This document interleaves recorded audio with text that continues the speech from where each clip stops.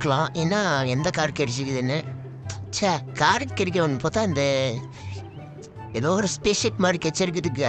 இப்போ இது நான் தூக்க ட்ரை பண்ணேன்னு வச்சுக்கோங்களேன், போலீஸ் கேஸ் வரும். அதுக்கு முன்னாடி நம்ம ரூட்டு கரெக்டான ரூட்டை செலக்ட் பண்ணி வச்சுக்குவோம். அப்போ தான் நம்ம தப்பிக்கிறதுக்கு ஈஸியாக இருக்குங்க. என்னென்னா எங்கெங்கேயோ போய் எங்கெங்கேயோ மாற்றி அப்பமா அந்த ஹெலிகாப்டருக்காரன் வந்து மோதிடுவான் நமக்கு. எல்லாம் அதெல்லாம் முடியாது. சரி, இப்போ மார்க் பண்ணிட்டேன் தூக்கிடுவோமா காரை?